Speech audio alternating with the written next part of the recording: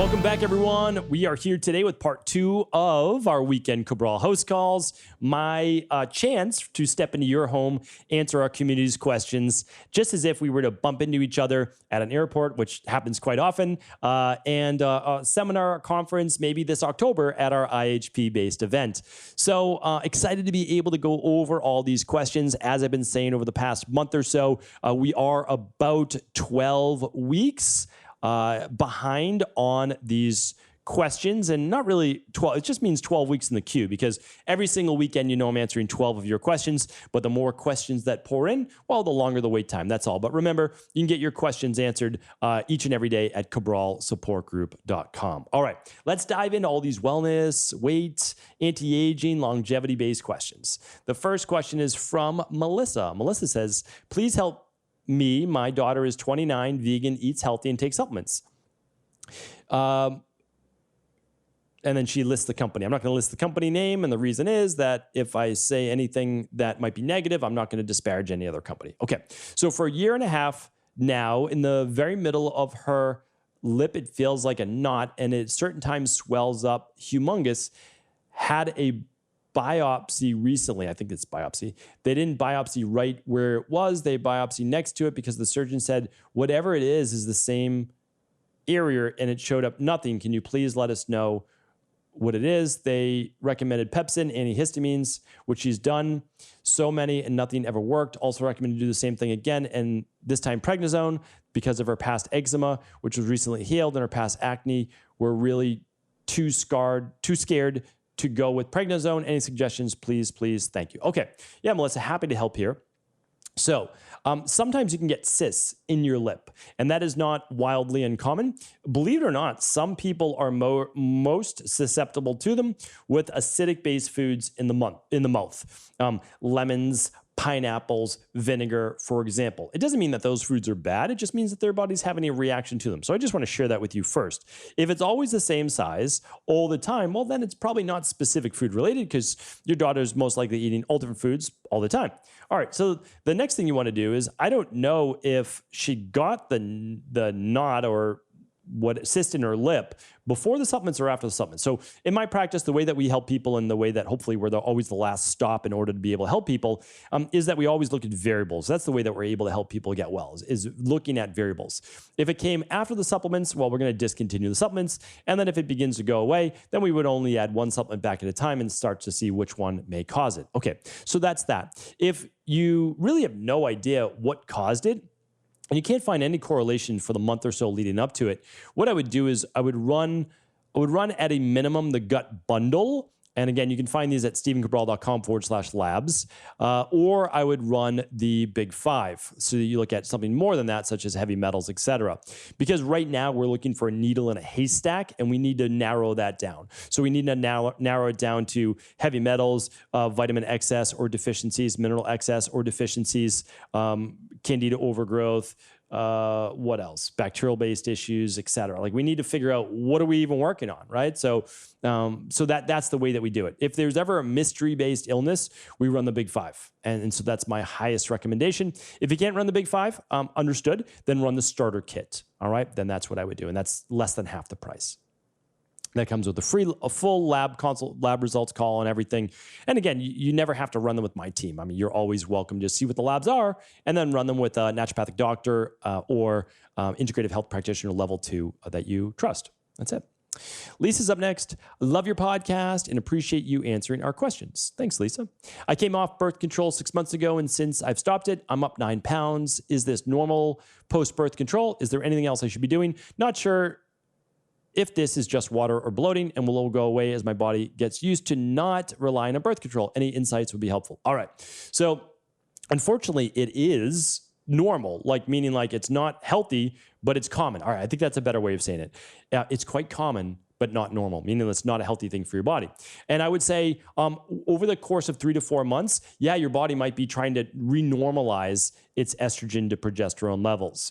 So, but now it's been 6 months. And so now we need to work on it. So what I'm recommending you do is you can always run the big 5. But if you only want to run one lab, it would be the stress, mood, and metabolism test. And you would do it around day 19 or 20 or 21 of your cycle during the peak of the luteal phase, where you should have peak progesterone. Oftentimes, what we find is that women don't rebound as much with progesterone, and estrogen becomes normal. It causes water retention, but it's just not good overall, of course. And so, yeah, if you're only going to run one lab, I would recommend the stress, mood, and metabolism. And of course, you can always run the big 5 as well. So that's what I would do. And we can look for estrogen balance that way. That's my number one suggestion. And then after you run the lab, you could do what's called a functional medicine detox, if you haven't heard of that. So after the lab, you can do the 21-day functional medicine detox. And that's where I would start. Okay. Sharon's up next. Sharon says, "Hi, Dr. Brawl. My daughter keeps getting a pain on her right side, just below the rib cage on her back." Okay, right side. Got it. It's going on for a while now. Her bilirubin is high and her skin has a yellow tint. She thinking it could be gallbladder. What are your thoughts on this? Is there anything she can do or a supplement she can take?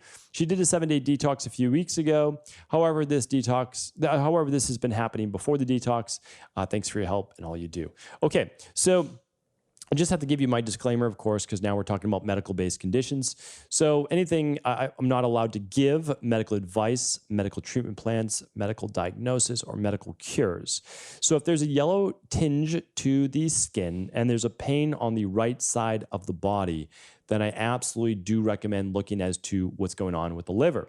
So whenever there is this going on, you should actually run blood work. You should look at your liver function, gallbladder function, and you want to look at AST, ALT. They're given different names now as well. So you can just let your doctor know, your medical doctor, and you want to run those blood labs. I think that's important because this could be a serious liver-based issue. And so we want to look for that. And then at the same time, we can absolutely do things for liver, gallbladder, but first we want to make sure that there's not a serious medical-based diagnosis. And so my recommendation is that first. And then after that, we need to see what is going on overall that could be congesting the liver. So there's something called the Amazing Liver and Gallbladder Cleanse. It's different than the functional medicine detox, and it might be something worth looking into. But again, I'm recommending that you get blood work done first, make sure that it's nothing serious. And then I have a free podcast on the Amazing Liver Gallbladder Cleanse. It was way back in the day. We give you a free PDF of it. Very, very simple. It's all natural things that you would find. So please do check in and just go to cabralsupportgroup.com if you can't find that particular podcast. But again, let's just make sure there's nothing serious going on. Sharon's up next. You've done a lot of research on wheat and gluten. I'm wondering, in those studies, did you also find out if they were eating the wheat gluten from the store-bought flours, or if they were eating freshly milled flour from wheat berry? You have to know that the flours in the store have been stripped of all their nutrients and fiber, then enriched with 4 or 5 synthetic vitamins. Diseases became way more prevalent when they started doing this to flour. Freshly milled has a ton of nutrients and fiber, only missing a few nutrients to make it a complete food. It's very biblical as well. I'm curious to know if their studies were on the store flour, freshly milled flour, or both independent from one another. Please help. All right, Sharon, happy to help. Yeah, and I've looked at wheat and gluten inside and out and from every different angle possible. All right. So again, you know that I'm always going to give you the unbiased view from all the different studies. So the majority of studies look at just wheat and gluten from regular flour. There's no doubt about it. And I think that one of the main issues with this is that it's not separating out glyphosate, right? So glyphosate is a pesticide applied to most of these wheat-based products. The wheat products contain something in them called gluten and gliadin. And these essentially are proteins that are sticky, and they can gum up the intestines and they can create some inflammation. Glyphosate can actually cause intestinal permeability, which can then cause inflammation, which can then cause autoimmune diseases that I spoke about earlier in the week on Thursday's show. So there's definitely that part to it. Okay, another part to it is What about the wheat in general? Well, it's also not just wheat in general. We're talking about yeast that is often added to these breads. Yeast is not necessarily a healthy thing for the human body and does affect quite a number of people, especially with an imbalanced gut microbiome. All right, the other part is just grains in general. Now, I'm not saying grains by themselves, if you just get the whole wheat berry or rye and grind it down. I'm not saying that. What I'm saying is this. People in our society, because we have to look at things truly holistically, and many people take a reductionist based approach to it, and I believe that's the wrong way to do it. So look at it this way. The actual grains themselves, like an old fashioned rye or millet or even wheat berry, like you're talking about, may be no problem at all. But the issue is, if someone already has imbalanced gut microbiome bacteria like SIBO or H. pylori or candida overgrowth or an autoimmune issue, and then you introduce grains, it may be more of a cause for an issue, right? Because gluten can exacerbate thyroid-based issues and rheumatoid arthritis and potentially psoriasis and lupus as well. So again, this is a complex topic. And what I would say is healthy individuals with a balanced gut microbiome could most likely eat some organic-based, all-natural bread or grain-based products with no real issue, most likely. I would certainly run the IgG food sensitivity test to see if you're reacting to gluten, but we run it and some people don't. So just to let you know that, but you can always lab test that. So hopefully I gave you an unbiased answer, meaning like, I do agree with you. Store-bought synthetic vitamin D2, synthetic, folic acid put in. No, that's not good. I totally agree with you, right? Methylcobalamin, methylfolate, D3, like these are healthier versions. I agree, right? So never eat those, but could you make an all natural one? Yeah. Something probably more like a sourdough, something without the yeast necessarily added to it from an organic based grain without the glyphosate. Sure. But I think you still have to be healthy and balanced before you start to do that because it does affect some people. Run that IgG test and then I think you're going to be much better off. So again, there is no one simple answer. Anybody who likes to give you an all for one answer hasn't explored the layers of this topic. All right. Anonymous is up next. It says, hi, first, thank you for all of your wisdom over the years. You've helped me so much on my healthy journey. Thank you, Anonymous. Appreciate that. I've been thinking about my rain barrel and tracking the progression of my health issues over the years. As a child, I had asthma, a weak immune system, lackluster and thin hair, a lot of allergies to dust, pollen, etc. As a teenager, I ate lots of sugar and developed insulin resistance. I still have had allergies, but also got bronchitis and alopecia. In my 20s, I started getting skin issues, brain fog, water retention in the face, androgenic alopecia, and a lot of food allergies to lectin salicylates and histamine foods. I have performed tests and I have insulin, but no parasites, candida, or SIBO. However, I have leaky gut, which I'm trying to heal. Creating a timeline has me wondering, is it possible to have leaky gut or histamine intolerance as a child? Do you have any thoughts on this progression? No medical advice, of course, just interested in your perspective. Okay. Yeah, this is really, really helpful. So without a doubt, if you have allergies when you're younger and you're developing all of these issues, histamines can certainly be an issue. And some people have more of a genetic predisposition to higher levels of histamines like myself. But it's okay. You can keep them in check. You just are more predisposed to them and you have to be a little bit more careful. That's all. I don't know what labs you ran to say that you had no parasites, candida, or SIBO, but I question that. I question that. I'm not saying that it's not true. I just question that. I just don't know because there's so many marketing-based lab tests out there now. They're not really functional medicine-based. I would run something called a bacteria parasite. Well, I would run the gut bundle. That's what I would run for sure, like 100%. So I'd run the gut bundle, which is the bacteria and parasite stool test. It's a 3-day. It is the Candida metabolic and vitamins test, and it's the IgG food sensitivity test. If you're not going to run the labs, I get it. I understand. I would run, if you ever can, you run the big 5. And then I would do the CBO protocol, and then I would do the CBO finisher for all of the gut-based healing. So that's where I would start. Like 100%, that's where I would start, like without a doubt. I'm not even going to say anything else because that's where I'd start. All right. Thanks for writing in, Anonymous. Jenny's up next. Hi, Dr. Cabral. And by the way, all the things that I talk about, stephencabral.com/shop, it'll just take you to everything. And again, if you don't ever want to do anything with our particular practice, totally fine with that. I'm happy to answer your question either way. And then you can always find the companies that you want to work with. All right, Jenny's up next. Hi, Dr. Cabral. What makes some people more susceptible to mosquito bites than others? Is it blood type, diet, etc.? When outside in the summer and fall, I consistently get multiple mosquito bites and sometimes they swell, when others I'm with do not. I do have your recommended bug repellent, Herbal Armor, but I haven't been using it every time I go outside. I'm just curious why I seem to be extra susceptible and also looking for your recommendations to stop the itch. Thank you. All right, great question. So I've looked in this a lot, probably way more than I should. But here's why.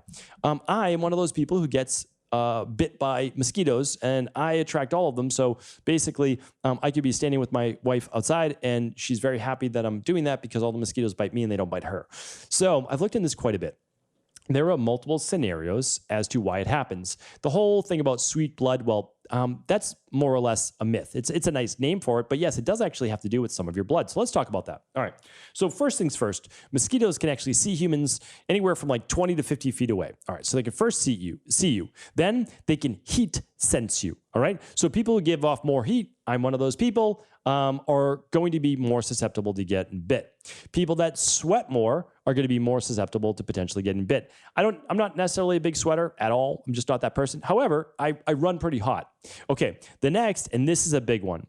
They've shown that carbon dioxide, people who emit more carbon dioxide, mosquitoes are very attracted to that. So that's what you call sweet blood. They've done some blood type studies. They found that type O and type AB may get bit more. But honestly, I don't necessarily believe that because I'm not a type O or AB and I still get bit. So I'm going to kind of throw that one out the window.